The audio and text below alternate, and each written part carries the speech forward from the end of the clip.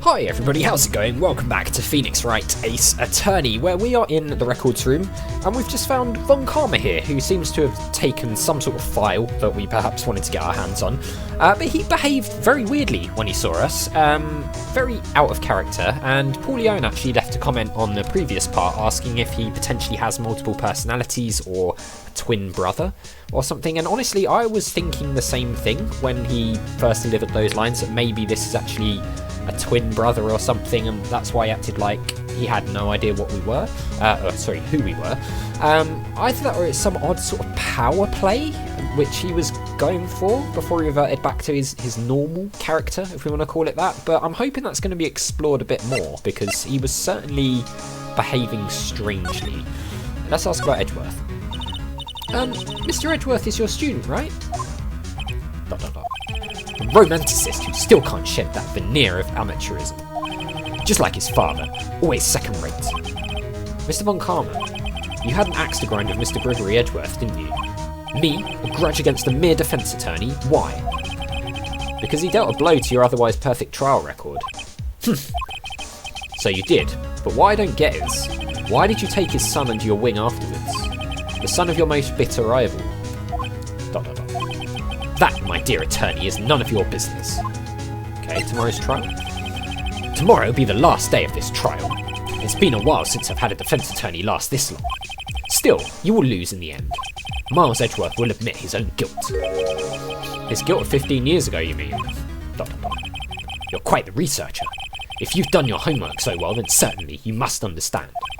You know what Miles Edgeworth will tell the court tomorrow. We were right. So Von Karma is going to bring up the DL6 incident in court tomorrow. Okay. I wonder if we present the letter to him, honestly. I mean, presenting things doesn't give it to them, does it? It just shows them it, so... maybe we try and show him several of these DL6 things and see what he says, actually. Fool! You think I, a prosecutor, would give you a defence attorney information? Bah! Creep! It's worth showing him. Fool. Okay, he does the same thing. He is a creep. I want to show him this, though, because this could well be from him. I want to see his reaction. Mr. Von Karma, have a look at this. This was you, wasn't it? You instructed Yanni Yogi to commit murder. Ooh. Yanni Yogi. How many years has it been since I've heard him called by that name? He's a fool. I told him to burn it after he read it. Oh my god, so it was literally him. So you admit it? You wrote Mr. Yogi this letter? Yes, my dear defence attorney. Thank you for taking the trouble to bring it to me. You've saved me from a lot of needless hassle. But what? Nick, what is that thing? Is that a taser? A stun gun for self-defence, usually. Indeed. 600,000 volts will course through your body like a dog touching an electric fence. 600,000? Oh, don't worry. People don't die from it usually. Now, give me the letter. No! No! Whoa, what are you... Nick, run! Ah! Did he zap her? But Maya! Out of my way! Ah! What's going on? Did he zap both of us? ... I think he zapped both of us. He got us. The letter's gone, of course. And he took the DL6 evidence. All of it. Back to having no clues. Wait. Maya jumped first. Maya, is she okay? ... I feel like that was maybe meant to happen, because we haven't got a game over or anything. So maybe he was meant to take those things from us? I mean, it feels like it would be slightly annoying that he's taken it from us, but the game is continuing on, so... Unless it's going to get game over now. ... Maya, open your eyes! ... Maya! The letter! Did he take it? Huh? Oh, yeah. Are you alright? I couldn't stop him. I jumped as fast as I could, but one shot from that thing knocked me out cold. I'm useless. I'm no good as a lawyer or a medium. I can't even call my sister. Not even now when we need her the most. I wish I hadn't woken up at all. Maya! There has to be some way I can help her. I'd better do something about her self-confidence first. Maya, she's holding something. Oh, did she get the letter? Ah, a bullet. DL6 incident, evidence number 7, taken from the heart of Gregory Edgeworth. I remember. Von Karma was holding this when Maya jumped him. Oh, so he took the letter and the files, but she snatched something from him. Something that he obviously thinks is very important. Taken from Gregory Edgeworth's heart, still bears clear ballistic markings. Okay, so this is going to be important then, isn't it? To see whether it's from, like, the same gun or a similar gun, or maybe there's some sort of, like, DNA on it, or, you know, something.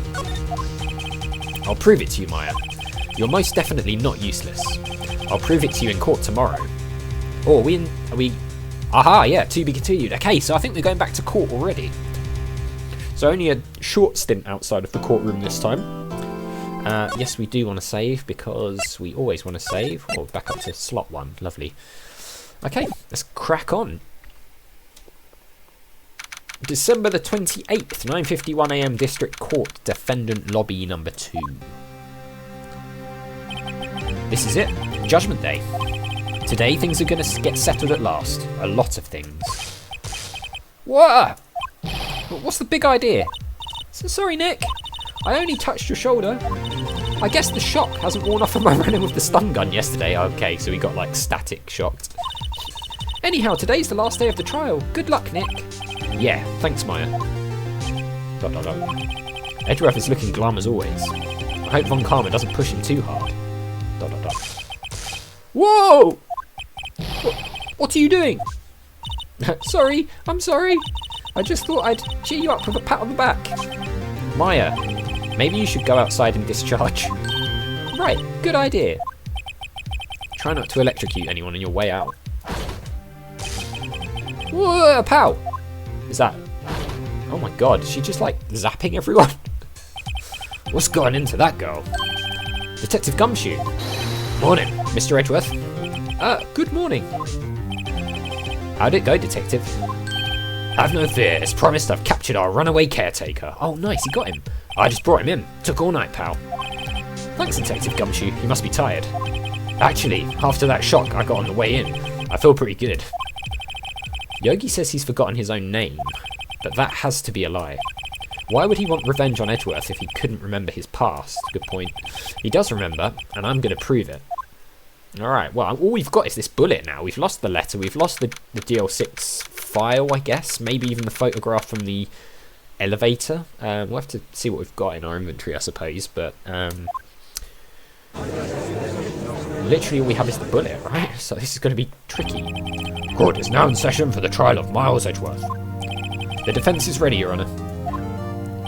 The prosecution is ready. Right, very well. We have reached the final day of our proceedings in this trial. I ask that the prosecution submit decisive evidence. Understood. ... Come on, don't be awed into silence by every little thing he says. Very well, Mr. Von Karma, your opening statement. Right. Thanks to Detective Gumshoe's efforts, the boat rental shop caretaker has been arrested. In yesterday's trial, the defence asserted that the caretaker was the murderer. However, the caretaker has yet to confirm this. I would like to ask the defence to cross-examine him as much as necessary. Very well. Please bring the witness into the courtroom. Alright, well. Ladies and gentlemen of the court, I believe you all remember our witness. Okay. He lives in the boat rental shop on the lake from where he witnessed the incident. In addition, he has currently lost memory of his name and identity. Witness, why did you run away yesterday? The witness was not running away, as he will now testify. I mean, what was he doing then? I see. Very well, please begin your testimony. I mean, what the hell else would he have been doing? Alright, here we go. Why I left court. Alright, this should be good, right? What nonsense has he briefed him on this time? I'm really sorry about just leaving yesterday like I did, but I wasn't running away or nothing. I went to buy some food for Polly, see? Right. I figured I got nothing to do with this incident anyhow. I mean, I'd need one of those motive things, right? And I don't got one. Okay. So, my testimony yesterday stands as is. Okay, fine. Very well. Let's begin the cross-examination, shall we? He has to know his name. Yeah, okay, well, we'd think so, wouldn't we? How are we going to prove it, though? Yanni Yogi. You're Yanni Yogi, and I'm going to prove it. Okay, here we go. I think probably we just press on everything, right? But before we do that, let's just quickly hit tab and see what we have got left and what we haven't. We've got the autopsy report from Robert's death. The lake photo. We've got Misty Face photo, and I don't know if that's going to be important in some way. Maybe it is. I don't know. So that's the one that was from Robert's body, right? The pistol, metal detector, Polly, the parrot. So we have still got the file and the incident photo, but now we've got this bullet as well. So this is the one that was taken from Edgeworth's dad. But we've also got the other bullet here, so I don't know if they match. It will have to... maybe that's a thing we've got to prove. I don't really know. But we haven't got much we can present as like some sort of lie here, so I think probably we just press him. I'd call what you did running away and not just leaving. You heard Larry's testimony and realised you were in danger. He's just going to object to everything, isn't he? Yeah, here we go. Now, Mr. Wright, there's no need to rush to conclusions. As I said, the witness was not running away. Listen to the testimony. Sure seems relaxed. In fact, they both do. Von Karma and Yanni Yogi. But does Von Karma know that we've got the bullet? That's the question. I'm thinking not. But he must have realised it wasn't there. I'm guessing he reviewed everything he had with him and realised it was gone, but maybe he thought he dropped it or something, I don't know. But I wasn't running away on nothing. Let's just keep pressing. Then why did you leave? He's just about to say why. Is it so hard for you to just quietly listen when someone is talking? If I sat quietly, Edgeworth would be guilty in 3 minutes. That's a good point. I went to buy some food for Polly. Food? Well, Polly is a bit of a gourmand, you see. She only eats these high-quality bird pellets from France. They only have them in the big pet shop downtown. But you weren't arrested until this morning. Why didn't you go back to the caretaker's shack? Well, I kind of got lost, you see. Okay, here he goes. The witness has trouble remembering things sometimes. When the police apprehended him, he was on his way back to the shack. Yeah, right. Nice try, Von Karma. No one's going to believe that. I see. So he was lost. Really, Judge? Please, Your Honour, come to your senses. Okay, I figured I got nothing to do with this incident anyhow. You've lost much of your memory, is that correct? Yep, seems like it. Then how could you know that you didn't have anything to do with this incident? Good point. Or maybe you're lying about not having your memory, You know exactly who you are. The witness has testified quite clearly that he has no memory of who he is. If you claim he's lying, then show the court proof. Okay, I mean... how am I supposed to prove what's going on in that old codger's head? That's impossible. I'm glad you've come to your senses, Mr. Wright. Very well, witness. Please continue. Okay. I mean, I'd need one of those motive things, right? And I don't got one. Let's see. How can you say you had no motive? I say you do. You had a grudge against Edgeworth and the victim, Robert Hammond. That's why you took revenge on him, right? Please, don't make me repeat myself, Mr. Wright. This witness has no memory of anything beyond several years ago. He can't hold a grudge, it's impossible. I have to prove he's lying about his memory. Otherwise, it's going to be the same thing over and over until the trial ends. Okay. Might I say something, Mr. Wright? Oh, don't start calling me out on pressing. Yes, Your Honour. You've been saying the same thing now over and over. You've been calling the witness's memory of the past, or lack thereof, into question. But does this really have anything to do with the current case? Yes, it does.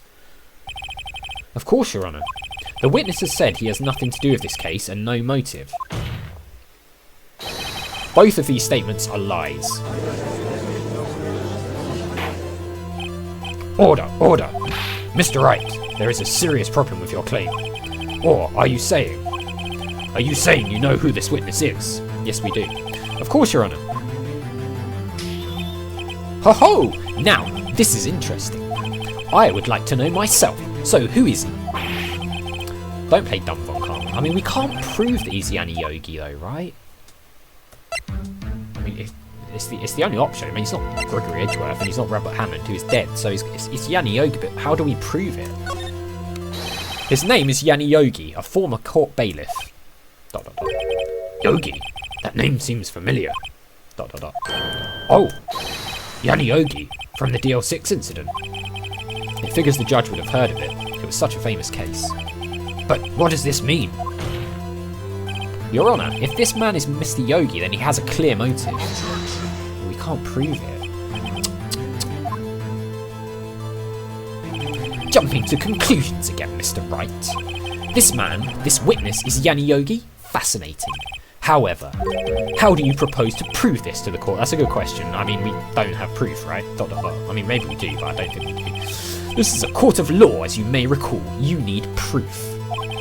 And allow me to repeat once more that the witness has lost his memory. This is it. I have to do this now. If I can't prove he's Yogi right here, right now, then I've got nowhere else to go. Nick, how are you going to prove it? How can you prove that he's Yanni Yogi? It's okay, it's actually quite simple. Your Honour, please take this man's fingerprints. Oh, good idea. Then we'll compare them to the fingerprints on file for Yanni Yogi 15 years ago. I see, that makes sense. Of course he's got some sort of comeback to that. Huh? I'm so very, very sorry, Mr. Wright. Why? The witness has no fingerprints. Oh my god, really? Oh no. What? What? No fingerprints? And a wink. You see, before I worked as a caretaker, I worked at a chemical plant. I burned my fingers working with the stuff. Yep. What? Yogi, you sneak. You burned your fingerprints off to hide your past. Well, if the witness has no fingerprints, I guess we will not be able to prove his identity. Unless, like, maybe a DNA sample was taken from him 15 years ago, though. We can maybe do that. No. Well, what will you do, Mr. Wright? It seems that the case has been decided. No. No. I know what happened. I know everything. I just can't prove it. But no, I can't let it end like this. I can't lose. There has to be another way. There is no one who can testify as to who this witness is. No one. Nick, what are we going to do? I didn't even consider that he might have erased his fingerprints. What do I do? Well, Mr. Wright, perhaps you'd like to cross-examine his parrot for a little comic relief, Yeah, very funny. You're a sore winner, Von Karma. Wait a second. Cross-examine his parrot? I mean, that is outrageous, but the parrot does talk, so... What is it, Nick? No, you're not going to... Your Honour. The defence would like to take Mr. Von Karma up on his proposal. I mean, why not, right? Take Mr. Von Karma up? On my proposal? Exactly, Your Honour. I would like to cross-examine the witness's pet parrot. Oh my god, here we go. This is about to go off, isn't it? Order! Well, what do you think, Mr. Von Karma? Need you even ask? This is a farce, I object! Wait a second. You were the one who suggested I cross-examine the parrot, Von Karma. I have a right to do as you suggested. ... Well, if you're so desperate, then please be my guest. Of course, should you go through with this, and nothing comes of it, then I hope you're ready for the consequences. Nick, this is crazy. Well, still want to go through with your little game? I mean, we've got no proof, so we're going to have to do it. Let the parrot take the stand. Oh my god, what are we doing here? I will cross-examine her, Your Honour. This is the most ridiculous thing I've ever heard. Imagine if a parrot is his undoing. How funny would that be? Von Karma's rigged every person's testimony, every piece of evidence. except the parrot. She's my last chance. Wow, we're clutching at straws here. At least I think so. Bailiff, bring in the parrot. Oh my god. Oh my god, the parrot has actually taken the stand. Here we go. Alright, well, in the next episode we're going to be questioning a parrot. So, as always, thank you very much for watching. A big thank you to my patrons, Arcades Games, Wayne, Nate, Paul from the Phantom Fellows, Lyle, Hobo, Numinous, Kubadin, Paulione, Flossie the Sheep, JohnCon555, Chrissy, Paul James, and Zolties. And I'll see you next time for what could be a really wild episode.